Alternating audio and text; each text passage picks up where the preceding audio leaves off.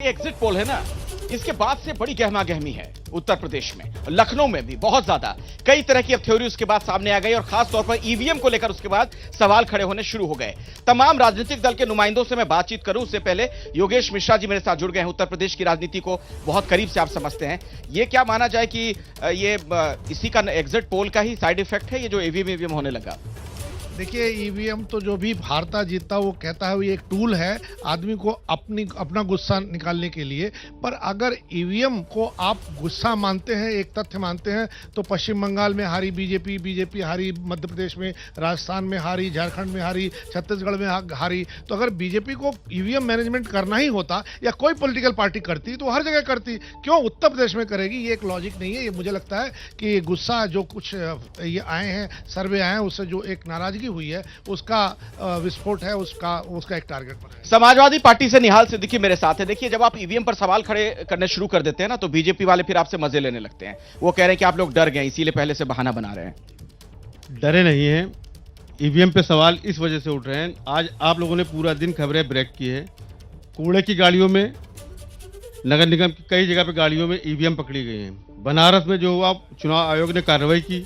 ये ईवीएम आखिर कहाँ से आ रही है, क्यों पकड़ी जा रही है? अगर हम लोग बचा न रहे होते जरूर ईवीएम जो खेल चल रहा है वो हो जाता, लेकिन अब वो होने वाला। आप लोग तो दूरबीन तक लेके सुरक्षा कर रहे हैं।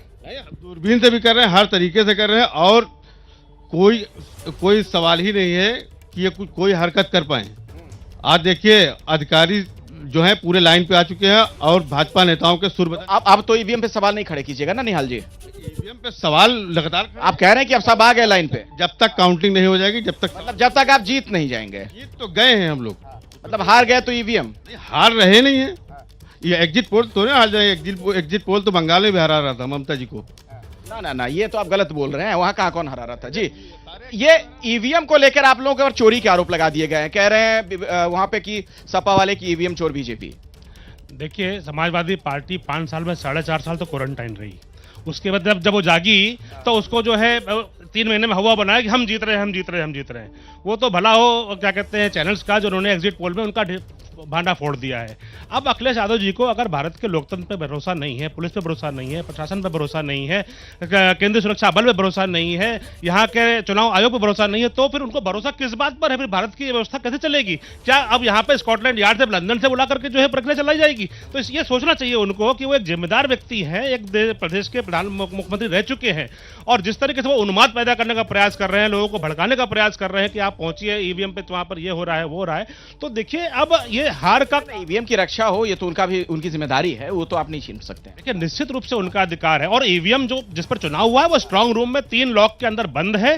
केंद्रीय सुरक्षा बल वहां पर ड्यूटी दे रहा है और सभी राजनीतिक दलों के कार्यकर्ता वहां पर डेरा डाल के बैठे हुए हैं। अच्छा, ठीक है। पंकज जी, कांग्रेस के नेता हैं आप लोगों को तो ईवीएम पे भरोसा है ना?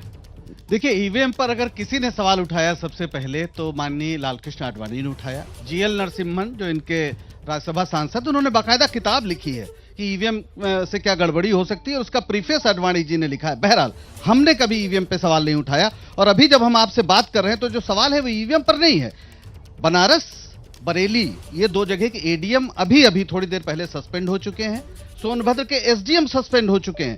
प्रोटोकॉल का आप पालन नहीं करते हैं। आप कूड़े गाड़ी में कोई ईवीएम यहां पकड़ी जा रही, कार्रवाई कर रही है ना? फिर तो कब कर रही है? जब विपक्ष के लोग पकड़ रहे हैं। अगर अपने आप कार्रवाई करते तो जरूर इनका स्वागत किया जाना चाहिए, लेकिन हकीकत यह है कि आप ईवीएम के साथ खेल कर रहे हैं। आप पूरे के पूरे ट्रक से इधर कर रहे हैं, प्रोटोकॉल का पालन नहीं कर रहे हैं। प्रशासन मान चुका है, अपनी गलती मान चुका है। इसलिए यह मत कहिए कि ये केवल सवाल उठ रहे हैं। ईवीएम की टेक्नोलॉजी पे कोई सवाल नहीं उठा रहा, वो सिर्फ भारतीय जनता पार्टी उठाती थी, वो बहुत कायदे से किताब लिख के उठाती थी। हम लोग नहीं उठा रहे हैं। जो जनता का फैसला होगा उसे शिरोधार्य करना लोकतंत्र पर के लिए सबसे जरूरी है, उसमें कोई फैजान खान कुछ कहना चाह रहे हैं आप, बीएसपी के नेता। देखिए अखिलेश जी, चुनाव आयोग पे अभी भारतीय जनता पार्टी ने कहा कि विपक्ष ने सवाल उठाया। मैं तो कह रहा हूं, चुनाव के दौरान आपने देखा योगी आदित्यनाथ जी ने सबसे पहला स्टेटमेंट अगर चुनाव आयोग के खिलाफ कोई दिया तो उत्तर प्रदेश का मुख्यमंत्री ने दिया। उन्होंने कहा कि जब से आचार संहिता लगी है तब से माफिया बिल से बाहर आ गए। छोड़िए उस बात को, आप ये बताइए आप किसके साथ है?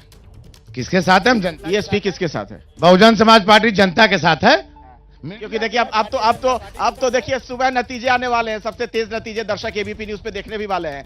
ये मुझे बता दीजिए कि बीएसपी किसके साथ रहेगी? पोस्ट पोल क्या होने वाला है? जी, आपके चैनल के माध्यम से मैं बोल रहा हूं, कल आदरणीय बहन कुमारी मायावती जी मुख्यमंत्री 5वीं बार इस सूबे की बनने जा रही हैं। अच्छा, कल मायावती जी मुख्यमंत्री बन रही हैं। बिल्कुल, आप देख लीजिएगा अपने चैनलों पे, सपा भाजपा धरे के धरे रहे। अरे आप लोग ताली क्यों बजाने लगे, हंस क्यों रहे आप लोग? हाँ, ये क्या बात हो गई? हाँ, क्या कहना चाह रहे? देखिए, ये अखिलेश जी सपने देखते ही थे, अब बसपा के लोग भी सपने देखने लगे हैं। देखिए, जिस तरीके से अमर्यादित बयान अखिलेश यादव जी के आ रहे हैं कि कूड़े के ढेर में कुदा दिया अपने कार्यकर्ताओं को, तो इससे पता चलता है कि ये बौखलाहट क्या है समाजवादी पार्टी की। कल से गली गली में भी घूमने लगेंगे।